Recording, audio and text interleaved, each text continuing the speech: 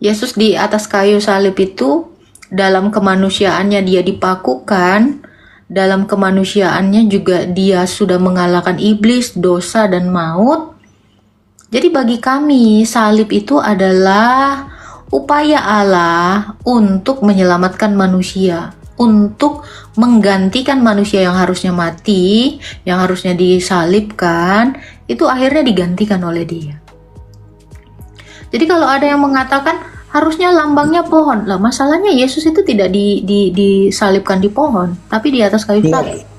Gini Kak, berarti pertanyaan itu merujuk ke sejarahnya salib gitu.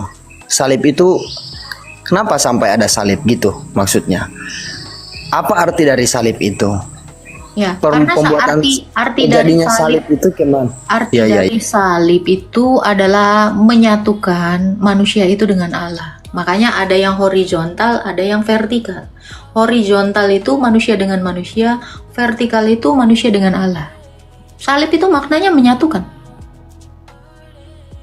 Oh iya. Terus salib itu sebelum Yesus ada atau sesudah Yesus ada? Sudah ada salib itu. Salib itu sudah dinubuatkan oleh Musa di dalam kitab Ulangan 21 ayat 22 dan 23. Musa sudah melihat di masa depan akan ada seorang yang disalib. Dan penyaliban itu hanya ada di dalam hukum Romawi. Sementara orang Israel itu tidak memiliki hukum itu, yang ada hukum raja. Makanya Allah bekerja sesuai dengan kegenapan waktunya. Ketika bangsa Israel ini dijajah oleh bangsa Romawi, disitulah hukum salib itu ada. Galatia 4 ayat 4. Setelah genap waktunya, Allah mengutus anaknya lahir dari perawan yang takluk terhadap Taurat. Jadi salib itu sendiri sudah memang dinubuatkan oleh Musa. Di zamannya Musa 1500 tahun sebelum Firman itu inkarnasi, Firman itu turun ke dunia dan mengambil atau mengenakan kemanusiaan. Oke. Itu aja. Ya, sudah dipahami? Sudah dipahami. Terima kasih. Tuhan memberkati Pak Niko. Tuhan memberkati, ya. Astaga naga. Nah, untuk yang bilang ya, dongeng tingkat dewa. Kalau dongeng itu nggak masuk dalam kalender. Kalau dongeng itu tidak bisa dilihat manusia, ya. Contoh dongeng ya. Ada kisah siapa namanya ya? Yang dia putri salju, ya. Dia itu kalau didongeng-dongeng manusia terus meleleh jadi air. Nah itu dongeng. Kenapa? Nggak pernah kejadian. Tetapi tentang penyaliban, tentang Yesus Kristus, itu banyak yang lihat, jadi nggak dongeng. Ada dongeng seperti ini, maaf ya, ada dongeng. Ada seorang pangeran kodok, ya ini pangeran kodok, yang tadinya manusia terus jadi kodok, nah ini dongeng. Terus ada manusia yang dikutuk jadi kera, tapi nggak kejadian, ini dongeng. Pangeran kodok yang membelah duren tapi nggak terbelah-belah, durennya masih utuh gitu. Nah ini dongeng. Ini dongeng itu untuk teman-teman yang typing. Kalau ada dongeng ya yang mengatakan tentang penyaliban Yesus ini adalah dongeng, itu namanya orang cacat logika. Karena dongeng itu nggak bisa disaksikan. Dongeng itu hanya diperdengarkan, dihafal, diturunkan turun-temurun sama anak cucunya. Dongeng itu didengarkan tok. Jadi kalau kamu mau mengatakan kisah penyaliban Yesus itu adalah dongeng yang typing, ya siapa namamu, ya itu adalah sesuatu yang cuma didengar halu-halu doang gitu loh. Gua bermimpi jadi pangeran, nah itu dongeng. Ya, dongeng sebelum tidur. Nah, jadi kalau tentang penyaliban, fakta kenapa sampai kalendernya di orang Indonesia pun ada memperingati kematian Yesus. No, lambangnya salib. Kalau dongeng itu seperti itu ya. Jadi ada kisah ya, 7 kurcaci dengan 7 kambing berperang. Padahal itu lagi tawuran, tapi disebutnya perang. Nah ini kan Kocak dong. Ya, semoga paham ya, nyampe ya. Kita satir-satir manja aja. Gitu. Jadi kalau dongeng itu hanya diperdengarkan dari mulut ke mulut, nggak pernah kisah realnya itu nggak pernah ada. Saksi sejarahnya itu nggak ada ya. Kayak saya misalnya gini kan, saya lagi tidur di rumah seorang duda yang tampan dan kaya. Terus gue mimpi dikasih Ducati, Rolls Royce. Terus gue cerita ke semua orang, gue punya Ducati, punya Rolls Royce. Tapi nggak ada, itu dongeng. Agak dongeng kok masih dipuja-puja mulu. Itu ya. Ya, iya itu mimpi terus saya ceritakan sama keturunan saya dan warga-warga saya, jadinya dongeng. Gitu. Aduh capek. Silakan Henok 77, bendera Israel, paus kiri, merpati. Nah, silakan. Itulah namamu ya. Bendera Indonesia, Henok 77, bendera Israel, paus dan merpati. Apalah nama kau nih? Lanjut. Oke, selamat siang. Ya, silakan. Ya, saya mau tanya, to the point saja. Saya sering mendengar orang bertanya-tanya kenapa ada perjanjian lama dan kenapa ada perjanjian baru. Apa perbedaan perjanjian lama dan perjanjian baru? Mohon Mbak Agatha kasih penjelasannya. Kan? Padahal namanya nggak ada Agatha, adanya Mbak Pulen. Tapi masih dipanggil aja. Ya. Ini untuk yang tadi bertanya, bentar ya Pak Henok ya, nanti saya jawab ya. Nah ini kan terbukti nyata ya. Terbukti nyata ya bahwa kata Allah itu nggak usah diperdebatkan, mau dihapus pun tetap ada Allah itu gitu loh. Sama seperti Agatha ini masih aja ada, padahal namanya Mbak Pulen gitu. Oke, Bang Henok tadi bertanya kan, ada orang bertanya gitu sama abang, betul Bang? Iya. Loh, abang orang Kristen?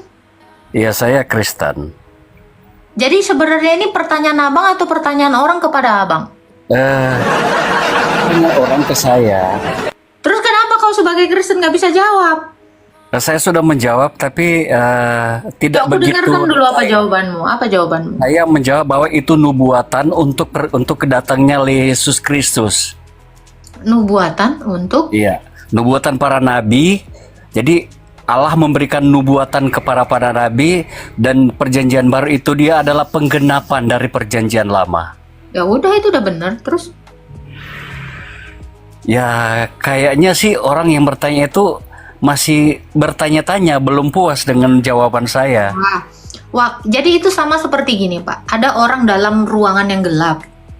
Terus dia nanya, dia akan megang ini nih. Megang ini sama ini. Yang ini apa Bang? Yang ini apa Bang? Abang udah jelasin. Ini Alkitab, ini buku sembahyang. Enggak lah, kata dia gitu. Ya kenapa? Karena dia lagi dalam kegelapan. Dia nggak bisa ngelihat, dia nggak bisa bedain. Jadi kalau dia nggak nerima, ya karena dia itu di gelap. Masih di dalam gelap, dia tidak bisa melihat. Coba kalau dia dalam terang, oh dia udah ngelihat. Oh ini Alkitab, ini buku sembahyang. Perlukah kita mendebat orang yang hidupnya dalam kegelapan? Nggak perlu. Yang perlu apa? Kita tarik dia keluar atau kita kasih dia cahaya. Nah, seperti itu. Jadi kalau ada yang bilang, mereka nggak puas kah dengan jawaban kami? Kita bukan pemuas mereka. Nggak penting. Yang penting jawaban abang udah benar itu. Karena kita perjanjian lama, itu beneran nubuatan Nabi tentang Yesus. Perjanjian ini ya. Jadi kalau bisa kita persempit penjelasannya ya. Perjanjian lama itu adalah kesaksian para nabi tentang seorang Mesias yang akan datang. Perjanjian baru itu adalah kesaksian para rasul yang sudah melihat Mesias itu datang. Bisa paham? Iya. Nah, jadi perjanjian lama itu adalah kesaksian nabi yang akan melihat Mesias itu datang. Jadi belum. Mereka hanya melihat dalam penglihatan, tetapi belum secara real. Tetapi kalau perjanjian baru, Rasul itu benar-benar sepenuhnya melihat Mesias itu, memegangnya, menyaksikannya, dan mendengarnya langsung. 1 Yohanes 1 ayat 1-4. Yang tadi kena Bennett, Bang. Seperti itu, Bang. Ya, oke, itu sudah jelas, Mbak. Terima kasih. Ya, shalom, selamat siang. Tanyakan. Sudah.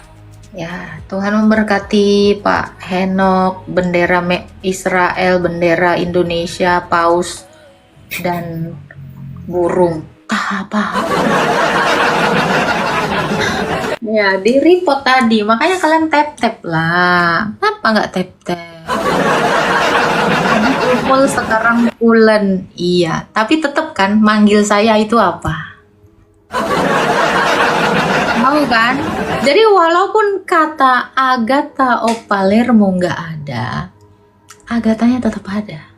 Karena Agatha o Palermo, kata Agatha o Palermo ada karena ada esensinya. Karena ada hakikatnya. Demikian Allah. Mau diganti, mau dibuang katanya, Allah kita tetap ada. Karena kita berbicara Allah itu bukan tentang nama, bukan tentang konsep. Tetapi kita bicara Allah dalam realitanya. Seperti itu ya teman-teman ya. Sisa kopi. Ada lagi yang ngomongin kopi di sini. That's right. Jadi gak selera aku makan gara-gara udah kena ban 1 minggu aku ya Tuhan. Habis makan tuh, cuman segini makanku gak habis-habis. Itulah. Ya gak semangat aku cuy, serius lah. 1 minggu, yang satu pun 1 minggu. Kayak gak kira-kira seminggu udah 2 gitu loh. Silakan, mana ini? Kok masih muter-muter deh?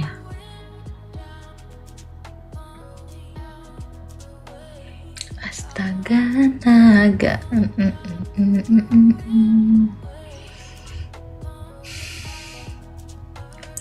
Jangan lupa tap-tap ya, Borpas, Kirie. Boleh Kak Priska, silakan naik aja. Kalau mau bertanya, naik aja. Ini masih ada yang muter-muter di atas ini. Kirim permintaan aja naik. Tadi tuh nggak sempet kenaik kayak karena gerak ke Bennett gitu. Fosil Ramses. Aduh. Kirim permintaan ini ada yang di bawah ini. Kalau mau tahu caranya itu kan ada 2 tuh, warna pink sama biru, pencet aja kirim permintaan. Halo, salam. Salam Kak Agatha. Halo Mbak Pulen, ini ada Mbak Pulen. Pak udah masih ini apa namanya, masih terbius dengan nama Agatha. Iya, silakan, ada yang mau Oke, ditanya. Kak Agatha, ada yang mau kutanya. Udah sering aku nanya sih dengan Kak Agatha puas hati. Hari ini aku mau nanya soal ini Kak Agatha, soal apa sih perbedaan pernikahan kudus dengan peneguhan pernikahan? Dan ada nggak dalilnya di Alkitab gitu? Peneguhan pernikahan itu aku baru dengar gini. Yang Iya, ada pernikahan atau perkawinan itu adalah sakramen. Bahkan kata pemberkatan itu pun nggak ada. Yang ada itu sakramen, Kak. Di Alkitab itu nggak ada pemberkatan, peneguhan, perkawinan, itu nggak ada. Adanya sakramen. Sakramen itu adalah misterion. Itu adalah pengikatan janji antara perempuan dengan laki-laki dengan Allah. Itu yang disebut sakramen. Jadi metode pernikahan orang Kristen itu yang gimana Kak? Ya sakramen. Namanya sakramen. Yang belum pernah itu kan menikah gini, gitu Kak. ya? Sakramen atau misterion itu adalah sesuatu yang kita lihat secara lahiriah, tetapi juga dia terikat secara ilahi. Karena kenapa disebut sakramen? Sakramen atau misterion, sesuatu yang bersifat ilahi dan lahiriah. Karena begitu perempuan dan laki-laki diikat, dia juga diikat dengan Allah, dinikahkan. Jadi perkawinan itu adalah unit dari Tritunggal. Jadi perempuan dengan laki-laki dinikahkan dengan Allah. Sehingga perkawinan orang Kristen itu harus melibatkan Allah dalam segala hal. Kalau secara mata dunia kan yang dilihat yang kawin cuman manusia dengan manusia toh. Iya, iya. Tapi secara sakramen atau secara misterion atau secara rahasia kerajaan Allah, yang dinikahkan itu perempuan laki-laki dengan Allah. Makanya disebutnya sakramen.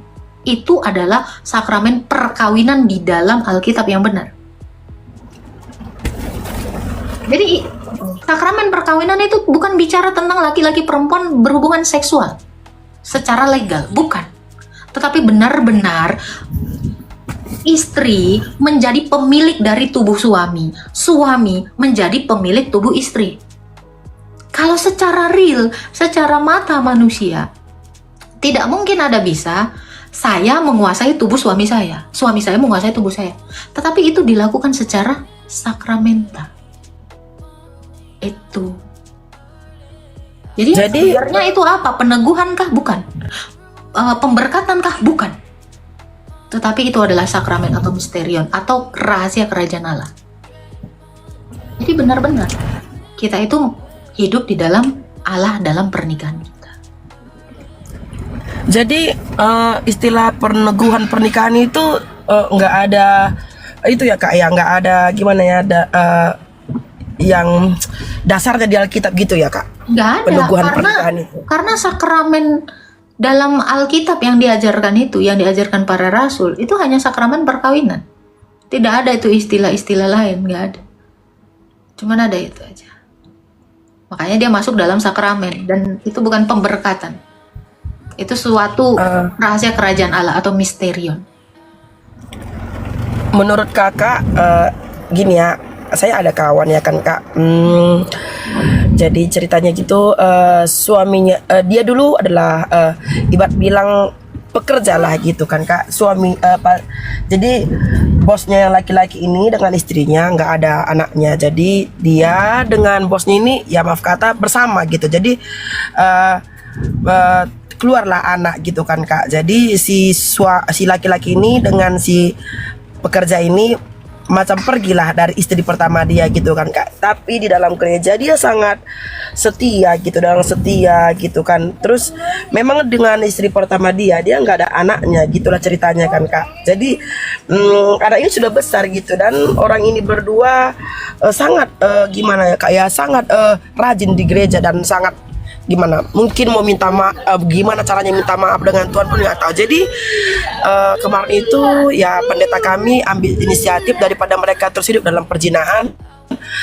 Jadi dibilanglah sama si laki-laki ini, lepaskan istri yang pertama itu, dalam arti kata tidak boleh lagi berhubungan dalam apapun kecuali menafkahinya. Dan setelah itu ketika laki-laki ini berkata iya, dan mereka diteguhkan gitu dengan si perempuan ini. Itu menurut Kakak, dan itu dibilang peneguhan pernikahan, itu menurut Kakak gimana? Ada nggak dasarnya di Alkitab seperti itu Kak? Atau pernah terjadi? Nggak ada ya. Kalau dia udah menikah dengan yang pertama, sebenarnya pernikahannya yang sah di hadapan Allah, karena mereka menikah dengan Allah, yaitu yang pertama. Kalau mau ya diceraikan dulu yang itu, diceraikan, lalu yang baru ini ya dikawinkan. Sakramen, bukan peneguhan, ya beneran sakramen. Kenapa? Emang bisa ya Kak ya kita menceraikan gitu dengan hanya karena alasan dia mandul gitu, atau Ya gimana kalau nggak Kak? mau jangan diceraikan. Apakah mandul adalah suatu sebab berakhirnya pernikahan? Enggak. Kalau nggak punya anak, adopsi anak, bikin anak, bayi tabung, banyak hal. Jadi jangan perkawinannya diselesaikan, masalahnya diselesaikan. Nih makanya kan saya bilang dari kemarin, dalam perkawinan itu kan udah dibilang, tubuh suami punya istri, tubuh istri punya suami. Kok bisa tubuh suamimu dikasih ke perempuan lain? Kok bisa? Ya nggak boleh lah. Ya kalau mau bercerai ya bercerai. Selesaikan perkawinanmu baru kau menikah lagi. Tetapi kalau alasan masalah perceraian ini adalah anak, ya kalau masalahnya nggak punya anak ya bikin anak. Nggak bisa bikin anak, adopsi anak. Nggak bisa adopsi anak, bikin lagi yang lain, usaha lain ya. Itu seperti bayi tabung apa segala macam. Jadi jangan pernikahannya yang diputuskan, masalahnya yang diselesaikan. Ya ini kesalahan orang Kristen yang menikah tetapi dia belum dewasa secara iman. Kalau belum dewasa secara iman ya jangan menikah. Karena tata cara perkawinan itu tidak sesimpel itu. Kan ada yang namanya katekisasi sebelum menikah gitu. Kalau kamu sudah menikahi orang lain, loh, kalau tubuh istrimu adalah tubuhmu, kalau tubuhku tidak bisa menghasilkan anak, ya terima keadaan itu. Kenapa harus itu dijadikan alasan untuk merusak ikatan perkawinan antara manusia dengan Allah? Kan ini tubuh istri itu kan tubuh suami kan, Kak? Kita tahu tubuh istri kita itu milik kita. Tubuh kita tidak bisa mempunyai anak, ya kita harus terima. Itu kekurangan kita. Ngapain harus bikin anak lagi di tempat lain? Emangnya itu tubuh istrimu? Kan bukan. Makanya saran saya, kalau dia mau menikah dan menghasilkan anak dengan perempuan lain, ya harus lakukan sakramen. Kalau tidak sakramen, ya itu namanya bukan perkawinan. Itu kalau legalitas di dalam kependudukan. Supaya secara sosial, supaya dia tidak dibilang apa? Berzina. Kan itu. Jadi yang mau mereka tangkap adalah gimana melegalkan hubungan yang terlarang ini? Ya dengan cara itu, peneguhan-peneguhan dengan istilah-istilah tai kucing kayak gitu. Itu sebenarnya adalah legalitas supaya nggak diomongin orang. Kan itu. Tetapi Allah itu tidak melihat itu sebagai suatu kebenaran. Apakah kita butuh pandangan manusia? Tidak butuh pandangan Allah. Justru itu yang mau butuhnya dipandang Allah, bukan dipandang manusia. Tapi kebanyakan sekarang orang kan hanya melihat dari pandangan manusia. Penilaian manusia. Harusnya kita melihat itu penilaian dari Allah. Karena kita ini boleh beroleh selamat itu dari Allah, bukan dari manusia. Manusia mau mengatakan A, B, C, D. Tetapi kalau Allah mengatakan kamu salah, ya kamu salah. Iya. Kak Priska. Itu tadi yang maksudnya mau ku mengerti, Kak, apa ada pandangan dari segi Alkitab mengenai peneguhan itu gitu, Kak. Secara Alkitab itu tidak benar. Kenapa kita tidak bisa menunggu? Apakah menikah itu hanya bicara soal anak? Iya. Semua di Alkitab dikatakan manusia itu menikah supaya ada keturunan. Kan disuruh Tuhan beranak cucu dan bertambah banyaklah kan? Tapi kalau kita tahu, kita sadari kita tidak mampu memiliki anak, Tuhan mengerti itu. Sama seperti Sarah yang mandul, sama seperti nenek Hana yang mandul. Karena mereka bersabar, akhirnya diberi anak kan? Sarah juga demikian. Di usianya yang sangat ujur, dia bahkan menertawakan dirinya sendiri bahwa dia tidak bisa sanggup punya anak. Kenapa tidak bisa menerima itu dengan sabar? Akhirnya apa? Mendatangkan masalah toh. Nah, sama seperti teman kakak ini. Kalau memang Tuhan tidak mengizinkan tubuhnya menghasilkan anak, terima itu kodratmu itu. Yang penting kan kamu tidak terlepas kelayakannya dari hadapan Tuhan.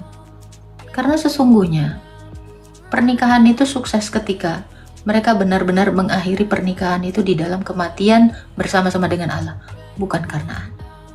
Belum tentu juga orang yang punya anak, setelah punya anak, anaknya diurus. Gak peduli juga kan? Nah itu.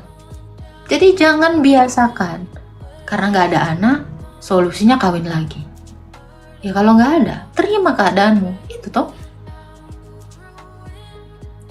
Kalau aku tanya Kak Priska, apakah aib bagimu kalau kamu tidak punya anak? Enggak sih, Kak. Apakah kau masuk neraka kalau kau gak punya anak? Dalam hati saya gini, Kak Agatha, buatlah mereka belum mengerti firman Tuhan waktu dulu lah gitu ya. Dan yang tadi yang mau saya tekankan, yang itu tadi Kak Agatha, buatlah mereka dulu nggak mengerti firman Tuhan sehingga mereka melakukannya, dan sekarang mereka mengerti firman Tuhan dan mau bertobat gitu. Jadi itulah kemarin diteguhkan gitu Kak. Jadi saya sih bukan nggak memikirkan soal apa yang mereka buat, cuman saya cuman mau ada mendasari di Alkitab soal apa arti peneguhan pernikahan itu aja Kak.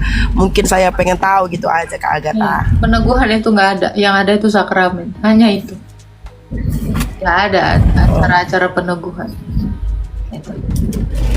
Jadi kalau ada gitu, yang kedua Kak Agatha, ada juga, saya selalu cerita masalah ini karena itulah yang saya hadapi di negara saya ini. Kan dulu saya pernah juga cerita juga soal pernikahan dengan Kak Agatha kan. Jadi kalau dulu gini Kak, kalau dulu ada juga teman saya, dia dulu memang nggak kenal Tuhan gitu, jadi dia kawin dengan Cina. Jadi setelah dia kawin, dia punya anak, terus mereka diteguhkan gitu di gereja. Itu arti peneguhan itu bisa dibilang peneguhan atau pernikahan kudus Kak? Mungkin Ya, sakramen. mereka belum mengenal Tuhan gitu. Sakramen. Hah? Sakramen ya? Tetap sakramen. Oh, tetap itu dibilang sakramen. Kalau sebelumnya tidak sama-sama mengerti, ya mereka baru melakukan perkawinan itu dengan Allah. Karena kan baru mengimani Tuhan Yesus kan? Iya. Iya, itu sakramen. Itu namanya bukan peneguhan, sakramen. Oh, jadi nggak ada lah istilah-istilah peneguhan. Memang itulah sakramen pernikahan lah gitu lah ya Kak Agatha. Betul. Oh. Jadi saya selama ini apa sih bedanya peneguhan dengan pemberkatan? Ada nggak dasar di Alkitab? Itu yang selama ini saya pengen tahu gitu. Karena banyak gereja-gereja juga pasti akan melakukan itu Kak, peneguhan pernikahan gitu. Jadi istilahnya sakramen ya Kak ya? Iya. Sakramen pernikahan dalam Kristus ya. Nah, ini ada yang bilang gini, ada yang komen gini, mereka tetap berzina. Enggak. Berzina itu ketika mengaku dosa diampuni. Lalu mereka melakukan perkawinan. Apakah pernikahannya dibilang berzina? Enggak dong. Karena mereka sama-sama sudah mengenal Tuhan. Jadi jangan bilang lagi, dosa apapun itu bisa diampuni oleh Tuhan Yesus. Jadi kalau perkawinan itu berbeda dengan perzinahan, jangan disamakan. Jadi itu layak gitu Kak ya, walaupun mereka sudah punya anak, namanya susah di hadapan Tuhan. Perkawinan itu kudus. Perkawinan itu kudus karena menikah kan dengan Allah. Karena Allah itu adalah kudus, maka perkawinan itu adalah kudus. Nah, kalau orang bertobat, masa Tuhan Yesus nggak mengampuninya? Kalau kita yang namanya sudah berdosa, terus kita mengaku dosa, ya kita sudah bersih. Kita sudah diampuni. Tapi kalau yang pertama tadi gimana Kak? Yang pertama tadi masih ada istrinya tapi buat peneguhan di gereja itu gimana Kak? Udah dicerai istrinya? Itu enggak dicerai, cuman dia cuma menafkahi gitu. Itu kata Alkitab. Harus dikasih surat cerai dulu, diceraikan. Ya kalau dia masalah mau menafkahi ya nafkahi aja, tapi tetap harus diceraikan satu. Baru yang satu dilakukan sakramen. Loh kalau kayak gitu itu namanya poligami dia Kak. Karena yang satu masih sah dalam perkawinan, terus dia kawin lagi. Nah ini pendetanya dablek, goblok. Orang masih diceraiin terus udah dikawinin. Nah ini gila namanya ini. Ini namanya poligami. Tapi dalam Alkitab Kak, ya ini secara Alkitab. Secara Alkitab. Apa yang dipersatukan Allah tidak boleh dipisahkan manusia, itu gimana Kak? Ya kok boleh kalau dalam konteks berzina. Masalahnya dia nggak berzina. Kenapa biarkan aja gitu? Ini makanya aku bilang perkawinan yang kasus kakak bilang ini poligami. Karena dia masih punya istri terus dia menikah lagi. Ini poligami namanya. Dan ini tidak ada di dalam ajaran Kristen. Tidak boleh. Ya ini salah.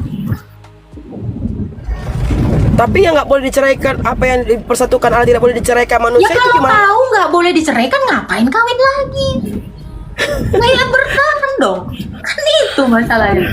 Kalau dia memegang teguh tidak boleh menceraikan, bukan solusinya poligami. Jadi ini makanya aku bilang salah. Kalau kamu mau menceraikan, ya kasih surat cerai. Karena ketegaranmu lah sehingga Musa mengeluarkan surat cerai. Berarti ceraikan dulu, baru kamu menikah lagi. Ya kalau kamu berpegang teguh nggak boleh diceraikan, ya jangan cerai, selesai. Kok ngamuk, kok ini malah kawin. Nah ini salah. Yang satu itu ceraikan dulu. apakah hukum Musa itu masih berlaku di dalam perjanjian baru ya kak ya? Loh, hukum Taurat itu nggak pernah hilang. Justru kita meneguhkannya sebagai orang Kristen. Nggak ada hukum Tuhan itu yang dihapuskan, nggak ada. Hukum Tuhan itu masih kita pegang teguh sampai sekarang ini. Justru kalau kita memegang teguh hukum Taurat, kita semakin sempurna. Oh iya ya Kak Agatha ya, udah paham. Iya, udah jadi paham. dia itu poligami konteksnya. Itu nggak benar. Pendeta yang menikahkannya ini lebih gila lagi lah ini, lebih dablek dari. Tapi kalau contoh lah Kak, kalau diceraikannya istrinya itu Kak, itu gimana menurut Kakak? Ya itu benar, sah nggak karena di perjanjian itu baru? benar. Justru itu benar, karena dia sudah menikahi yang lain, maka dia berzina, maka dia wajib memberikan surat cerai. Loh, itu benar, dalam Alkitab dikatakan seperti itu. Jikalau ada seseorang yang menceraikan istrinya, dia harus memberinya surat, karena perzinahan boleh. Nah, justru kalau dia sudah menikah, dia harus melepaskan surat cerai kepada istri yang pertama. Itu yang benar, karena dia sudah berzina. Berarti boleh diceraikan. Seperti itu. Terus ayat yang berkata hanya kematian yang boleh memisahkan itu gimana Kak? Hanya kematian yang boleh memisahkan, apa hubungannya? Nggak boleh cerai gitu Kak? Loh, maut memisahkan berarti itu cerai dong. Cerai mati namanya toh. Loh, itu juga cerai. Oh. Loh, memang kau kira hanya maut yang memisahkan berarti maut menceraikan manusia? Loh, itu cerai. Siapa yang bilang nggak cerai? Cerai mati ada, cerai hidup Kak ada. Agatha ini banyak kali lah Cerai, ilmunya. toh. Loh, iya dong. Cerai itu kan artinya pisah. Hanya maut yang memisahkan artinya hanya maut yang menceraikan. Berarti sudah cerai, berarti boleh kawin dong. Setiap orang yang sudah cerai ya boleh. Dia berhak, tetapi Rasul Paulus mengatakan, kalau kamu sudah menjadi janda atau duda, ya lebih bagus kamu salibat. Mengingat bahayanya percabulan karena kamu tidak sanggup karena tititmu mangotaki, ya kawin. Itu justru benar, kalau dia sudah menikah lagi, keluarkanlah surat cerai kepada perempuan yang sebelumnya, karena dia sudah melakukan perzinahan. Satu lagi Kak, yang kena dengan ini juga ya, yang dibilang itu Kak, kalau dia cerai dia kawin lagi dengan yang lain, dia akan berzina, itu aku nggak paham Kak. Nggak ini kan nggak apa ada ayatnya itu Kak ya. kata-kata seperti itu. Udah cerai. Oh yang dibilang itu Kak. Dia bercerai. yang- Ini konteksnya ini kan kalian salah, baca Alkitab salah mulu. Kan aku bilang. Jadi ada orang yang bercerai, menceraikan istrinya, padahal istrinya tidak berzina, dan dia mengadakan perzinahan supaya bisa menceraikan istrinya. Itu makanya disebut dia berzina. Nah, ini kan kalian nggak ngerti cara bacanya. Jikalau ada seorang laki-laki menceraikan istrinya, tapi tidak karena zina, berarti perceraiannya itu dipaksakan dengan cara berzina, maka dia menjadi pezina. Itu maksudnya. Selingkuh itu gimana? Zina. Itu. Jadi banyak yang salah paham memang tentang ayat itu dari kemarin. Iya memang Kak. Aku pun memang makanya dari tadi malam aku sebenarnya mau naik, tapi kakak nggak pernah naikkan aku. Kayak susah kali. Belum sama Kak. Kalau udah ini kan karena aku nengok yang paling atas Kak. Nah, ini Pengen yang banyak paling udah. bertanya gitu Kak Agatha. Memang aku sangat bersyukur ya, semenjak kenal dengan Kak Agatha banyak kali ilmu-ilmu Alkitab yang betul-betul boleh aku pelajari gitu. Kalau aku itu buka TikTok Kak Agatha, kalau Kak Agatha nggak live, aku langsung tutup. Malas aku tengok TikTok.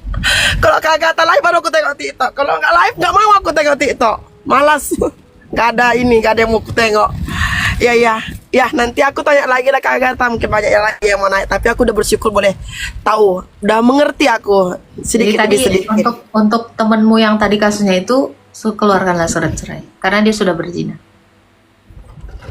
Iya Kak, aku pun nggak mengerti karena banyak kulihat kayak gitu Kak, peneguhan pernikahan ini, maksudnya di negara aku ini. Karena Kak, kalau perempuan itu tidak diceraikan, dia itu melakukan poligami.